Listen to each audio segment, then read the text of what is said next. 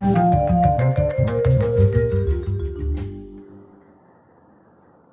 Students, welcome to our channel vision Guru.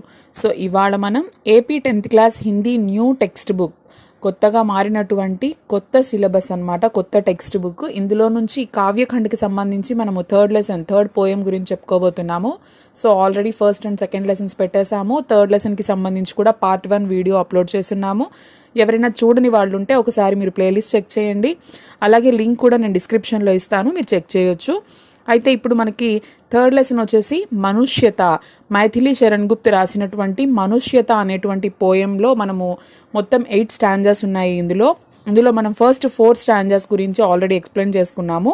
So ఇప్పుడు మిగతా 4 stanzas గురించి ఇవాళ తెలుసుకుందాము. సో ఇక్కడ మీరు చూసినట్లయితే చూడండి. रहो न भूल के कभी मदांत तुच्छ वित्त में, सनाथ जान आपको करो न गर्व चित्त में. अनाथ कौन है यहाँ त्रिलोकनाथ साथ है, दयालु दीन बंधु के बड़े विशाल हाथ हैं. अतीव भाग्यहीन है अधीर भाव जो करे, वही मनुष्य है कि जो मनुष्य के लिए मरे. अनंत अंतरिक्ष में अनंत देव हैं खड़े, समक्ष ही स्वभाव जो बढ़ा रहे बड़े बड़े. परस्परावलंब से उठो तथा बढ़ो सभी, अभी अमर्त्य अंक में अपंक हो चढ़ो सभी. रहो न यो कि एक से न काम और का सरे, वही मनुष्य है कि जो मनुष्य के लिए मरे. मनुष्य मात्र बंधु है यही बड़ा विवेक है, पराण पुरुष स्वयंभू पिता प्रसिद्ध एक है. फलानुसार कर्म के अवश्य बाह्य भेद है, परंतु अंतरैक्य में प्रमाणभूत वेद है. अनर्थ है कि बंधु ही न बंधु की व्यथा हरे, वही मनुष्य है कि जो मनुष्य के लिए मरे. चलो अभीष्ट मार्ग में सहर्ष खेलते हुए, विपक्ति विघ्न जो पढ़े उन्हें ढकेलते हुए. घटे न हेल मेल हाँ बढ़े न भिन्नता कभी, अतर्क एक पथ के सतर्क पंथ हो कसभी. तभी समर्थ भाव है कि तारता हुआ तरे, वही मनुष्य है कि जो मनुष्य के लिए मरे. చూడండి, ఇక్కడ మనకి 5th స్టాంజా, ఈ పద్దులో మనకి కవి ఏం చెప్తున్నారు, మైథిలి శరణ్ గుప్త్ ఏం చెప్తున్నారు. సో మనము 2 లైన్స్గా ఎక్స్ప్లెయిన్ చేసుకుంటూ వద్దాము. రహో న భూల్ కే కభీ మదాంధ తుచ్ఛ విత్ మే, సనాథ్ జాన్ ఆప్కో కరో న గర్వ చిక్త్ మే. చూడండి, మదాంధ్ అంటే ఏంటి? ఘమండ్. మదాంధ్ కా అర్థ క్యా హోతా హై? ఘమండ్, గర్వము. ఏం చెప్తున్నారు ఇక్కడ? తుచ్చ్ కా అర్థ హోతా హై బేకార్. बेकार में तुम इस गर्व में ना रहो, इस भूल में कभी भी ना रहो. ఏం చెప్తున్నారు ఇక్కడ అంటే, మనిషి ఎప్పుడూ కూడా తన వెనకున్నటువంటి విత్ కా అర్థ హోతా హై ధన్ దౌలత్, మన దగ్గర ఉన్నటువంటి సంపదని, ఆస్తిని, డబ్బుని, ఆ గర్వాన్ని మనలో ఎప్పుడూ ఉంచుకోకూడదు. నా దగ్గర కావలసినంత సంపద ఉంది కదా, సో నాకేం ఇబ్బంది లేదు, నాకే కష్టము లేదు అన్న గర్వంతో ఎప్పుడూ ఉండొద్దు. సనాథ్ జాన్ ఆప్కో కరోన గర్వ చిత్త మే. సనాథ్ కా అర్థ హోతా హై జిస్కే పాస్ అప్నోం కా సాథ్ హో. సో నాతో నా వాళ్ళంతా ఉన్నారు, నా దగ్గర నాకు కావలసినంత ధనం ఉంది, ఇంక నాకెవరు కావాలి అన్న నువ్వు గర్వంతో, పొగరుతో ఎప్పుడూ ఉండకూడదు. నీ మనసులో ఆ భావన ఎప్పుడూ ఉండకూడదు అని చెప్పేసి కవి చెప్తూ ఉన్నారనమాట. కభీ హమే ఘమండ్ నహీ కర్నా చాహియే. और अनाथ कौन है यहाँ त्रिलोकनाथ साथ है. अनाथ कौन है यहाँ, कवि कह रहे हैं किसी को अनाथ नहीं समझना चाहिए, क्योंकि त्रिलोकनाथ साथ है. त्रिलोकनाथ का अर्थ क्या है? भगवंतुడు, ईश्वर. दयालु दीन बंधु के बड़े विशाल हाथ है. దీన బంధు, త్రిలోకనాథ్ అంటే ఎవరు? ఇక్కడ భగవంతుడు. ఇక్కడ ఏం చెప్తున్నారు? మనము ఎప్పుడూ కూడా మనసులో గర్వాన్ని ఉంచుకోకూడదు. అది మన దగ్గరున్న సంపదని చూసుకొని కావచ్చు, మన దగ్గర ఉన్నటువంటి మనుషుల్ని చూసుకొని కావచ్చు. ఎవరిని అనాథలుగా చూడకూడదు. మనం వాళ్ళ దగ్గర మనుషులు లేరనో, లేకపోతే వాళ్ళ దగ్గర డబ్బు లేదనో వాళ్ళని మనం అలా ఎప్పుడూ వేలెత్తి చూపించకూడదు, అలా భావించకూడదు. ఎందుకంటే భగవంతుడు ఉన్నాడు వాళ్ళతోటి. మనుషులు ఉండకపోవచ్చు, ఆస్తిపాస్తులు ఉండకపోవచ్చు, వాళ్ళ దగ్గర ఏముంది, భగవంతుడు వాళ్ళతో ఎల్లప్పుడూ ఉంటాడు. త్రిలోకనాథ్ భగవాన్ उनके साथ होता है, हमेशा उनके साथ होता है, क्योंकि भगवान के बड़े विशाल हाथ है. భగవంతుడికి చాలా పెద్ద విశాలమైనటువంటి చేతులు ఉన్నాయి ఆయన దగ్గర. ఎందుకు? అందరినీ అక్కున చేర్చుకోవడానికి, అందరినీ ఎలాంటి తేడాలు చూపించకుండా అందరినీ సమానంగా భావించి, తన పిల్లలుగా భావించి భగవంతుడు అందరినీ ఆప్యాయంగా తన దగ్గరికి తీసుకోవడానికి అంత విశాలమైనటువంటి చేతులు ఉన్నాయి. अतीव भाग्यहीन है अधीर भाव जो करे, वही मनुष्य है कि जो मनुष्य के लिए मरे. చూడండి, भाग्यहीन कौन होता है? अधीर भाव जो करता है. अधीर मतलब उतावला जो होता है, अपने पास जो धन दौलत है, अपनों का साथ है, तो उनको लेकर उतावला रहता है, दूसरों को बहुत नीचा दिखाने की कोशिश करता है, अनाथ समझता है, लेकिन उनके पास ఈశ్వర్ హోతా హై. ఇక్కడ ఏం చెప్తున్నాడు కవి ఈ స్టాంజాలో? మనకి ఎప్పుడూ మనిషి గర్వంతో ఉండకూడదు. అది తన దగ్గర ఉన్నటువంటి మనుషుల్ని చూసుకునైనా సరే, డబ్బుని చూసుకునైనా సరే. ఎందుకంటే ఇవి రెండూ లేని వాళ్ళ దగ్గర ఎవరుంటారు? భగవంతుడు ఎల్లప్పుడూ ఉంటాడు. తన రెండు చేతుల్ని విశాలంగా ఉంచి వీళ్ళందరినీ కూడా తన హక్కున చేర్చుకుంటాడు. సో కాబట్టి వాళ్ళని ఎప్పుడూ కూడా మనము అలా చూడకూడదు. कोई अनाथ नहीं होता, क्योंकि ईश्वर सबके साथ होता है. ईश्वर सबके साथ होता है क्योंकि वह बहुत दयावान होता है. उसके हाथ सबके ऊपर रहते हैं. भगवान के हाथ हर व्यक्ति के ऊपर रहता है, क्योंकि वह व्यक्ति भाग्यहीन है जो इस प्रकार का उतावलापन रखता है. భాగ్యహీనుడు అంటే ఎవరు? ఎవరైతే వీటిని చూసుకొని దేవుడికి దూరంగా ఉంటారో, భగవంతుడికి దూరంగా ఉంటాడో, భగవంతుడి కృపా కటాక్షాలు ఎవరి మీదైతే ఉండవో వాడు భాగ్యహీనుడు. డబ్బులు లేనివాడు కాదు, అలాగే మనుషులు, బంధువులు వీళ్ళంతా హక్కున లేని వాళ్ళు కాదు. तो असली मनुष्य, सही मायनों में मनुष्य कौन है?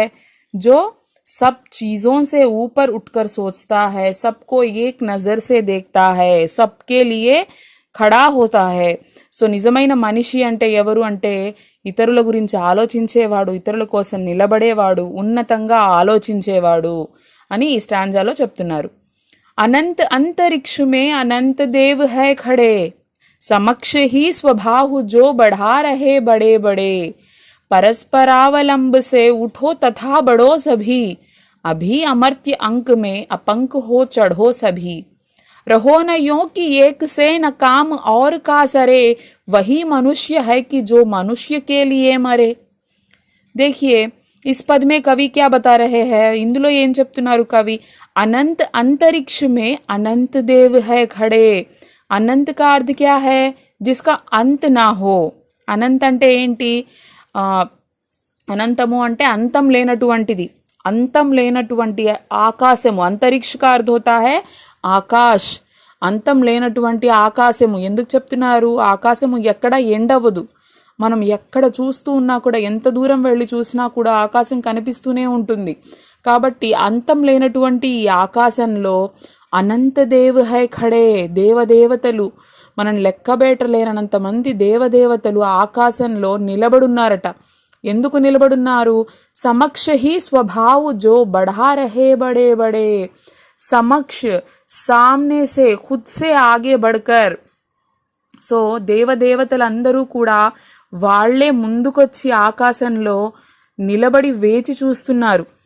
ఎలా వేచి చూస్తున్నారు? అది కూడా స్వబాహు జో బఢా రహే. స్వబాహు, స్వబాహు का अर्थ होता है स्वयं के भुजाएं, मतलब अपने हाथ, अपने భుజాయే. దేవదేవతలందరూ కూడా తమ రెండు చేతుల్ని చాచి ఎదురు చూస్తూ ఉన్నారు ఆకాశంలో. ఎవరి కోసం ఎదురు చూస్తున్నారు? ఎవరైతే, ఇక్కడ చూడండి, परस्परावलंब से उठो तथा बढ़ो सभी, अभी अमर्त्य अंक में अपंक हो चढ़ो सभी. ఇక్కడ తమ భుజాలని వాళ్ళు ఇలా చేతులు విశాలంగా పరుచుకొని వాళ్ళు మన కోసం ఎదురు చూస్తున్నారు. ఎవరి కోసం ఎదురు చూస్తున్నారు? ఎవరైతే మంచి కార్యాలు, మంచి పనులు చేసి మరణించి ఉంటారో, మంచి వ్యక్తులు ఎవరైతే మరణిస్తారో, అమరులు ఎవరైతే ఉంటారో, గొప్ప గొప్ప వ్యక్తులు ఎవరైతే ఉంటారో, బడే బడే లోగ్ जो होते हैं, महान व्यक्ति जो होते हैं, उनके लिए स्वयं देवदेवताएं खड़े हो जाते हैं, सामने से वे ఆహ్వాన్ करने के लिए खड़े हो जाते हैं. సో అలాంటి గొప్ప వ్యక్తులు భూమి మీద మరణించిన తర్వాత వాళ్ళ కోసం ఆకాశంలో దేవదేవతలందరూ కూడా స్వయంగా ఆహ్వానం పలుకుతూ అక్కున చేర్చుకోవడానికి తమ చేతులను చాచి నిలబడి ఉంటారంట ఎదురుగ్గా అక్కడ. परस्परावलंब से उठो तथा बढ़ो सभी, अभी अमर्त्य अंक में अपंक हो चढ़ो सभी. परस्परावलंब అంటే ఏంటి? एक दूसरे का सहारा, एक दूसरे का सहारा. अमर्त्य अंक मतलब देवताओं की गोद. అపంక్, అపంక్ అంటే ఏంటి? కళంక్ రహిత్. అయితే ఏం చెప్తున్నారు ఇక్కడ? ఇక్కడ మనకు చూసినట్లయితే ఏక్ దూసరే కా సహారా బనో, ఒకరికొకరు సహాయం చేసుకోండి. ఖుద్ భీ ఆగే బఢో और दूसरों को भी ఆగే బఢనే దో. మనము ముందుకెళ్ళాలి, ఇతరులను కూడా ముందుకు వెళ్ళేలాగా మనము వాళ్ళని సపోర్ట్ చేయాలి. ఎందుకు చెప్తున్నారు అలాగా? క్యోంకి తభీ తుమ్ కళంక రహిత దేవతాओं के पास जा सकते हो. సో ఎందుకంటే ఇతరుల గురించి చెడుగా ఆలోచించకుండా మనం వేరే వాళ్ళకి మంచి చేసి మేలు చేసి వాళ్ళని సపోర్ట్ చేసి వాళ్ళతో మనం నిలబడ్డామంటే మనము మన మరణం తర్వాత మనల్ని కూడా అలాగే దేవతలు హక్కున చేర్చుకుంటారు. మన కోసం కూడా అలా వాళ్ళు వెయిట్ చేస్తారు, మనల్ని తమ దగ్గరికి తీసుకుంటారు. रहो न यों कि एक से न काम और कासरे, वही मनुष्य है जो मनुष्य के लिए मरे. చూడండి ఇక్కడ ఏం చెప్తున్నారు? यहाँ पे दूसरों का कल्याण भी करो और खुद का भी कल्याण हो सके, ऐसे काम करना चाहिए हमें. संसार में मनुष्य वही है जो परोपकारी होता है, दूसरों का उपकार करता है. సో ఇక్కడ మనం చేసే ప్రతి పని ఎలా ఉండాలి? లోక కళ్యాణం కోసం అయి ఉండాలి, మనకి మంచి జరగాలి, అలాగే మనతో ఉన్నవారికి మంచి జరగాలి. సో అప్పుడు మాత్రమే మన కోసం అలా దేవతలు వెయిట్ చేస్తారు, వేచి ఉంటారు. మన మరణం అనేది ఒక మంచి మరణం అవుతుంది. అంటే చనిపోయిన తర్వాత కూడా మనం జీవించి ఉండేలాగా, సజీవంగా మన గురించి చెప్పుకునేలాగా మనము బ్రతికినట్లు అవుతుంది. సో నిజమైన మనిషి అంటే ఇక్కడ ఎవరైతే ఉపకారం చేస్తారో, పరోపకారులుగా ఉంటారో ఈ భూమి మీద, అలాంటి వాళ్ళని నిజమైన మనుషులుగా ఇక్కడ చెప్తున్నారనమాట. నెక్స్ట్, మనుష్య మాత్ర బంధు హై యహీ బడా వివేక్ హై, పురాణ పురుష స్వయంభూ పితా ప్రసిద్ధ ఏక్ హై, ఫలానుసాर कर्म के अवश्य बाह्य भेद है, परंतु अंतरैक्य में प्रमाणभूत वेद है.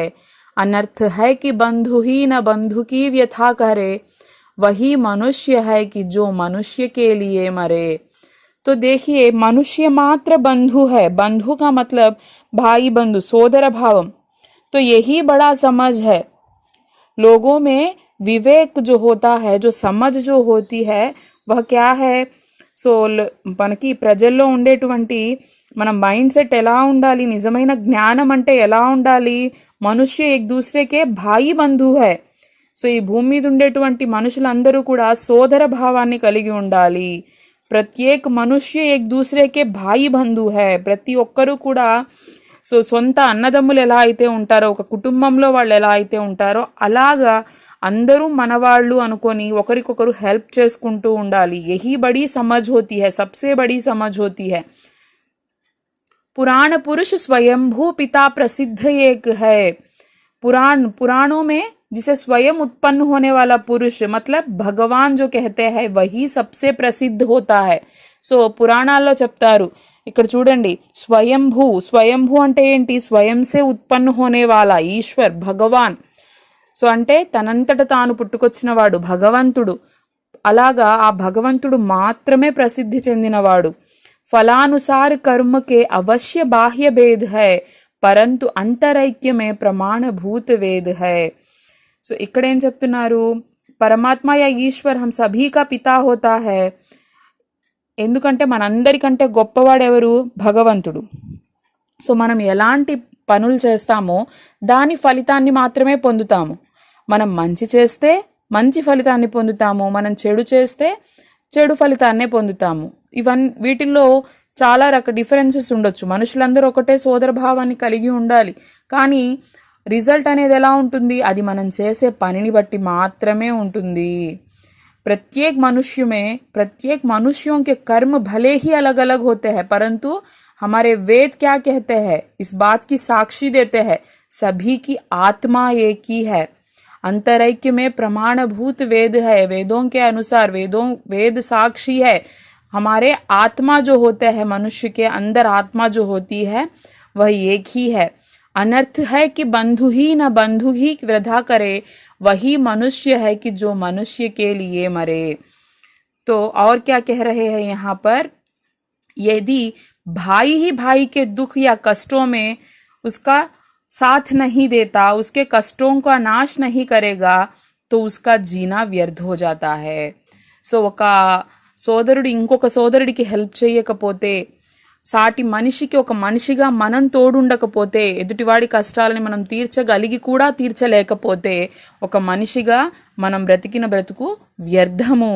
ఎందుకంటే ఒక మనిషి అంటే ఏం చెప్పారు ఇక్కడ, मनुष्य वही कहलाता है जो बुरे समय में दूसरों की सहायता कर सकता है, दूसरों की उपकार कर सकता है, दूसरों के काम आ सकता है, वही सही मायनों में सही अर्थों में मनुष्य कहलाता है। वही मनुष्य है कि जो मनुष्य के लिए मरे।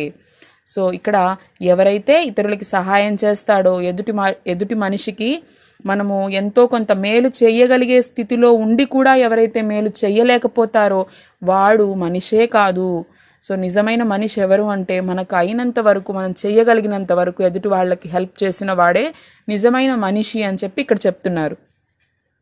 चलो अभीष्ट मार्ग में सहर्ष खेलते हुए, विपत्ति विघ्न जो पड़े उन्हें ढकेलते हुए, घटे न हेल मेल हाँ बढ़े न भिन्नता कभी, अतर्क एक पंथ के सतर्क पंथ हो सभी, तभी समर्थ भाव है कि तारता हुआ तरे, वही मनुष्य है कि जो मनुष्य के लिए मरे। చూడండి ఇక్కడ లాస్ట్ స్టాంజా అన్నమాట। సో ఇందులో ఏం చెప్తున్నారు, अगर हम खुशी से चलो अभीष्ट मार्ग में सहर्ष खेलते हुए, सहर्ष मतलब अपनी खुशी से, खुद के खुशी से, మన సంతోషంతో మనం ఆడుతూ నవ్వుతూ తుళ్ళుతూ అభీష్ట్ మార్గ్ మే చల్నా చాహతే హై, మనకి నచ్చినటువంటి దారిలో, అభీష్ట్ అంటే ఏంటి, అప్నీ ఇచ్ఛానుసార్, అప్నీ ఇచ్ఛా సే చునే గయే మార్గ్ మే, మన ఇష్టానుసారం మనం ఎన్నుకున్నటువంటి మన దారిలో మనం సంతోషంగా ఖుషీకే సాత్ నడుస్తూ, మనం సంతోషంగా నడుస్తూ, విపత్తి విఘ్న జో పढ़े उन्हें ढकेलते हुए, ఏవైతే ఆటంకాలు వస్తాయో కష్టాలు వస్తాయో వాటన్నిటినీ కూడా పక్కకి నెట్టేస్తూ, घटे न हेल मेल हा बढ़े न भिन्नता कभी, रास्ते में कोई भी संकट या बाधा आए, దారిలో ఎలాంటి సమస్య వచ్చినా, ఎలాంటి బాధలు వచ్చినా, ఆటంకాలు వచ్చినా వాటన్నిటినీ పక్కకి మనము తోసేస్తూ వెళ్ళాలి। और यह ध्यान में रखना चाहिए, क्या ध्यान में रखना चाहिए, आपसी समझ ना बिगड़े और भेदभाव ना बढ़े। तो हमें मिलजुल कर रहना है, మనస్పర్ధలు అనేవి రాకూడదు, అలాగే డిఫరెన్సెస్ అనేవి పెరగకూడదు, మనం కలిసిమెలిసి ఉండాలి। ఎప్పుడు మనకి ఇష్టమైన మార్గంలో మనం నడుస్తూనే సంతోషంగా వచ్చే కష్టాలన్నిటినీ తొలగించుకుంటూ, అలా అని మనము ఇతరులతో గొడవలు పెట్టుకుంటూ మనకి మనస్పర్ధలు వస్తూ ఇలా కాదు, అందరితో కలిసిమెలిసి నడుస్తూ అందరినీ మనతో ముందుకు తీసుకువెళుతూ, అలాగే అందరితో మనము బ్యాలెన్స్గా రిలేషన్స్ మెయింటైన్ చేస్తూ, అతర్క్ ఏక్ పథ్ కే సతర్క్ పథ్ హో సభీ, ఏం చెప్తున్నారు ఇక్కడ, बिना किसी तर्क वितर्क के सभी को एक साथ लेकर आगे बढ़ना है। సో ఎలాంటి తారతమ్యాలు లేకుండా, భేదభావాలు లేకుండా, ఎలాంటి ఆలోచనలు లేకుండా ఒక సక్సెస్ఫుల్ బాటసారిగా, ఒక మంచి బాటసారిగా, జాగ్రత్తగా, जो सावधानी की यात्रा कराए सभी को लेकर आगे बढ़े, అందరినీ తీసుకొని ఒక నాయకుడిగా, ఒక లీడర్గా మనం సక్సెస్ఫుల్గా ఆ జర్నీని కొనసాగించాలి। మనము ఏవైతే ఆ సమస్యలు, ఆటంకాలు, ఈ హర్డల్స్ ఉన్నాయో సో ఆ దారిని మనము సక్సెస్ఫుల్గా కంప్లీట్ చేయాలి। ఎలా, ఒక లీడర్షిప్ క్వాలిటీస్ని మెయింటైన్ చేస్తూ, ఎవరితో ఎలాంటి తగాదాలు, భేదభావాలు ఇవన్నీ లేకుండా సో అందరినీ ఒక దాటిపై నడిపిస్తూ మనము ఆ దారిని మనము కంప్లీట్ చేయాలి. తభీ సమర్థ భావ హై కి తారతా హువా తరే, అప్పుడు మాత్రమే तो वही मनुष्य कहलाता है जो अपनी उन्नति की भी राह पर चल रहा है और दूसरों के कल्याण भी करा रहा है. ఇక్కడ ఎవరైతే తన మంచి గురించి ఆలోచిస్తూ తన అభివృద్ధి గురించి ఆలోచిస్తూ ఇతరుల అభివృద్ధి పరుస్తూ ఉన్నాడో అతడే నిజమైన మనిషి. वही कहलाता है जो मनुष्य, असली मनुष्य वही कहलाता है जो अपने से पहले दूसरों के कष्टों की చింతా కర్తా హై. సో తన కష్టాలని చూసుకుంటూనే ఆలోచించుకుంటూనే ఇతరుల కష్టాల గురించి కూడా మనము ఆలోచించి వాటిని కూడా సాల్వ్ చేసేవాడే నిజమైన మనిషి. వహీ మనుష్య హై కి జో మనుష్య కే లియే మరే, అప్నే ఆప్ కే లియే నహీ, కేవలం మన కోసం అంటే నా అని ఆలోచించకుండా, స్వార్థంగా ఉండకుండా, సెల్ఫిష్గా ఉండకుండా, సో పక్కవారి గురించి కూడా ఆలోచిస్తూ మనకి తగినంత మనం చెయ్యగలిగినంత హెల్ప్ వాళ్ళకి చేస్తూ, మన సపోర్ట్ అవసరం ఉంటే వాళ్ళు ముందుకు వెళతారు అనుకున్నప్పుడు మనం సపోర్ట్ని ఇస్తూ, ఎవరైతే హెల్ప్ చేస్తూ ఉంటారో, ఎవరైతే మంచిగా ఉంటారో వాళ్ళ గురించి చిరస్థాయిగా వాళ్ళ గురించి చెప్పుకుంటూనే ఉంటారు. శారీరకంగా అంటే శరీరం పరంగా వాళ్ళు మరణించిన తర్వాత కూడా ఎల్లకాలం జీవించి ఉన్న వ్యక్తి అంటే బ్రతికున్నటువంటి ఒక వ్యక్తి గురించి చెప్పుకున్నట్లుగానే వాళ్ళ గురించి చెప్పుకుంటూ ఉంటారు. పుస్తకాల్లో వాళ్ళ గొప్పతనాన్ని గురించి రాస్తారు, అందరూ చదువుతారు. సో అని చెప్పి అలాంటి వాళ్ళ నిజమైన మనుషులుగా అంటే అలాంటి మనుషుల కోసం దేవతలు సైతం ఎదురు చూస్తూ ఉంటారు. సో ఒక గొప్ప వ్యక్తి భూమి మీద నుంచి మన దగ్గరకు వస్తున్నారు, వాళ్ళకి మనం ఆహ్వానం పలకాలి, దగ్గరికి తీసుకోవాలి, కౌగిలించుకోవాలి అని చెప్పేసి దేవతలు సైతం ఎదురు చూసేటువంటి ఒక గొప్ప వ్యక్తిగా, అంటే మనం బ్రతుకు ఎంత గొప్పగా ఉంటుందో మనం చనిపోయిన తర్వాత తిరిగి మనం మరణించిన తర్వాత మన చావు కూడా అంతే గొప్పగా ఉండాలి అని చెప్పేసి కవి ఈ పోయంలో చెప్పడం జరిగింది. సో ఇది మనుష్యత అనేటువంటి లెసన్ అనమాట పోయం. సో ఐ హోప్ మీ అందరికీ అర్థమైంది అనుకుంటున్నాను. సో దీనికి సంబంధించి మీకు ఏమన్నా డౌట్స్ ఉన్నట్లయితే నాకు కామెంట్ సెక్షన్లో తెలియజేయండి. సో పార్ట్ 1 వీడియో కూడా వినండి. సో 2 వీడియోస్ కూడా ఎక్కడా స్కిప్ చేయకుండా విన్నారంటే మీకు చక్కగా అర్థమవుతుంది. సో ఎవరైనా ఫస్ట్ టైం మన ఛానల్ని విజిట్ చేస్తున్నట్లయితే ఒకసారి ప్రీవియస్ వీడియోస్ చెక్ చేయండి. మీకు ఏమైనా హెల్ప్ అవుతున్నాయి, నచ్చుతున్నాయి అనుకుంటే మాత్రం తప్పకుండా లైక్ చేయండి, షేర్ చేయండి, సబ్స్క్రైబ్ చేసుకోవడం మాత్రం మర్చిపోవద్దండి. Thank you.